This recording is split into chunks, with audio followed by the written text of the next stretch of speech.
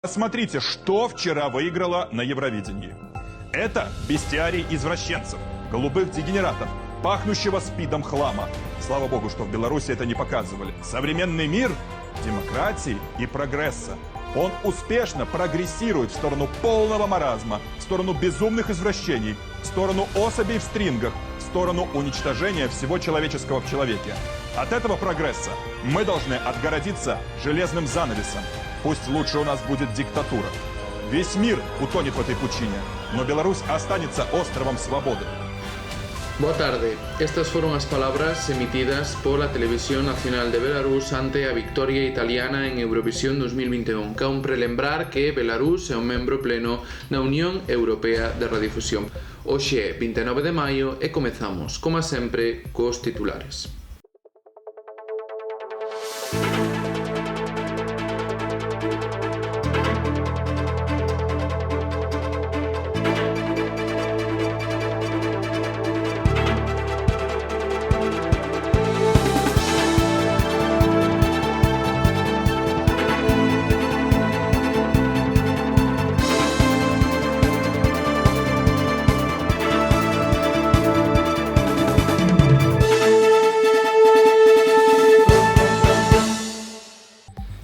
Este 24 de setembro chega ás nosas pantallas Dear Evan Hansen, o xa emblemático musical de Broadway da man de Universal Pictures.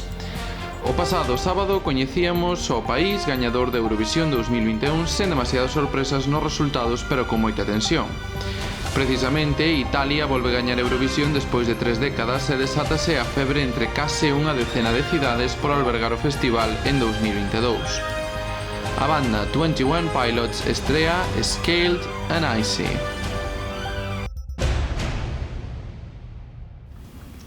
O triunfo conseguido por Måneskin en Eurovisión, aínda que a súa vitoria estivo manchada con polémicas innecesarias e xa desmentidas, leva o festival a Italia 30 anos despois da súa última vitoria en Eurovisión. Contanolo Fátima Castro.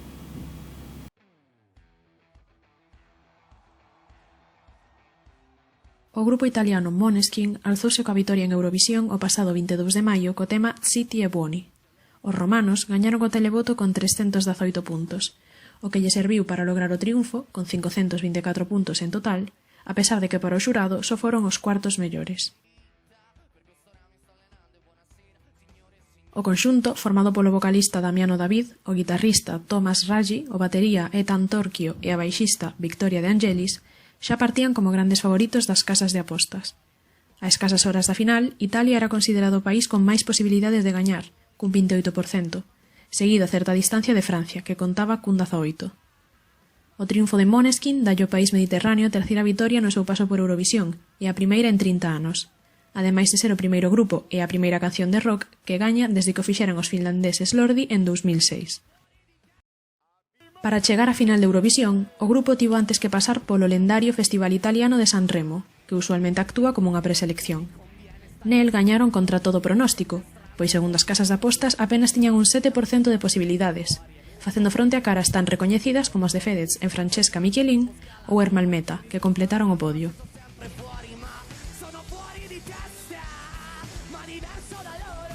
Måneskin, que naceu hai 6 anos, alcanzou a fama no seu país de orixe en 2017 grazas ao programa Factor X, onde acadaron o segundo posto. Con todo, a súa carreira xa comezara antes nas rúas de Roma, a súa cidade natal, onde actuaban para recadar diñeiro para financiar a súa aventura musical.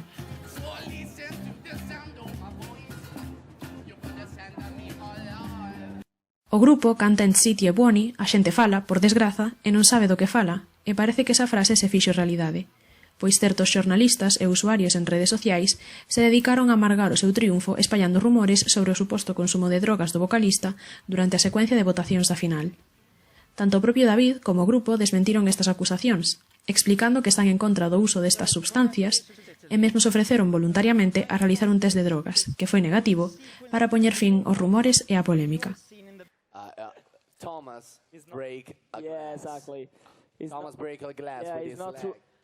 I don't use drugs, please, guys. Yeah, exactly. It's not true. We don't use drugs. Finalmente, o pasado luns, a UER lanzou un comunicado no que explicaron que, tras revisar as grabacións da final xunto co resultado do test feito polo cantante, podían dar por pechada esta innecesaria polémica. Semella que pese a quen lle pese, o ano que ven Eurovisión terá lugar en Italia. En apenas 2 días, 7 cidades mostraron xa o seu desexo de albergar o evento, entre as que se atopan a capital, Roma e Turín, que, segundo afirmou a RAI, probablemente tería sido anfitrioa do festival se Francesco Gavani tivera gañado Eurovisión en 2017. Polo de agora, teremos que agardar ata finais do verán para descubrir a decisión final da cadea italiana.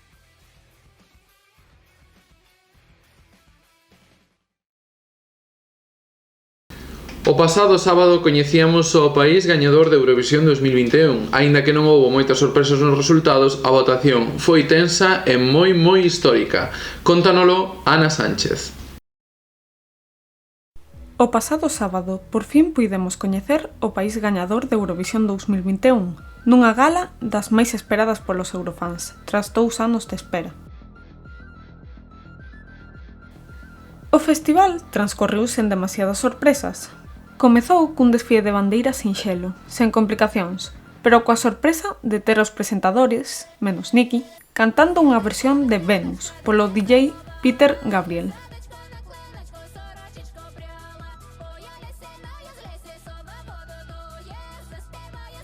Tras isto, Chipre estreou o escenario sendo o primeiro país en actuar nesta gran final. A guinda do pastel a trouxeron Sen Hit e Floraida, con Adrenalina, a canción coa que representaron a San Marino. As sorpresas viñeron despois. Coas votacións do xurado, Suiza poñíase en cabeza con 267 puntos, seguida de Francia, con 248, e Malta, con 208. No cuarto posto atopábase a futura ganadora, Italia, con 206 puntos. Países como Portugal, Israel ou Bélgica remataban nesta primeira columna, sorprendendo a todo o público. As cousas cambiaron coa votación do público, pero o que non cambiou foron os 0 puntos de Reino Unido, os 3 de Alemanha e os 6 de España, que recibiron 0 puntos por parte do público. Aínda así, a tensión estivo presente nos últimos resultados, nos que se xogaban o primeiro posto tanto Suiza como Francia e Italia. Finalmente, o grupo italiano Maneskin foron os gañadores con 524 puntos, seguidos de Francia, Suiza, Islandia, que non puideron estar presentes en persoa debido ao coronavirus, e Ucraína. Polo tanto, foron uns resultados sen demasiadas sorpresas caras apostas. Dear Evan Hansen chega á grande pantalla despois de colleitar unha grande cantidad de éxitos desde a súa estrena en 2015 como musical en Broadway.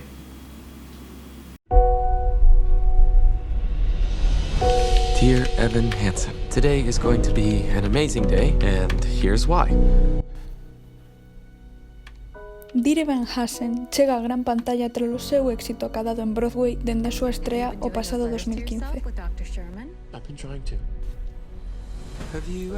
Esta obra conta a historia de Evan Hansen, un adolescente que sufre ansiedade social e, de súpeto, vese envolto nun furacán mediático que segue a morte dun compañeiro de clase. A adaptación cinematográfica segue a apostar por Ben Platt, o actor que se interpretou este xoven na obra teatral. A súa interpretación de Evan Hansen levouno a gañar o Tony o pasado 2017 a mellor actor protagonista, ademais de acadar o Grammy a mellor banda sonora.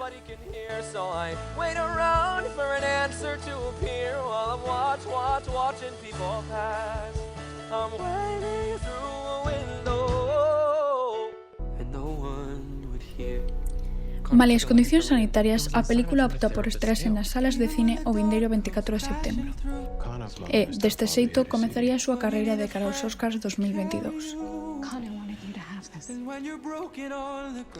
A produción opta por incorporar coñecidas caras de Hollywood como a sácase mítica Amy Adams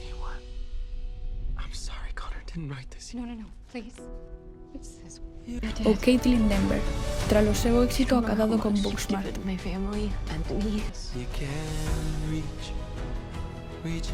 Parece que este 2021 vaise convertir no ano dos musicais tras o estrepitoso fracaso que supuso Cats o pasado 2019.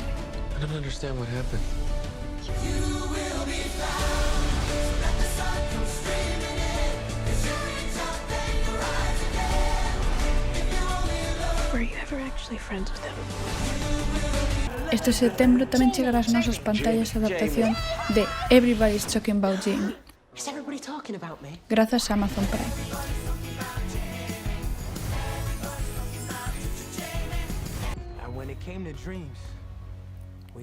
Tamén destaca o caso de In the Heights, outra adaptación teatral que se estreará o próximo 2 de xuño en HBO Max.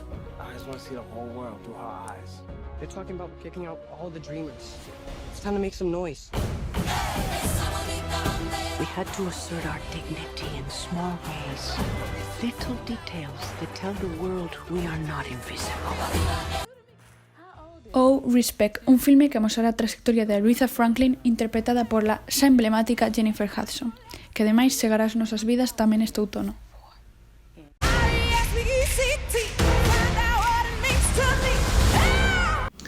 A banda 21 Pilots estreou o pasado 21 de maio Scaled and Icy. Imos ver como foi o lanzamento deste disco. Contanolo todo Zoe Ferreiros.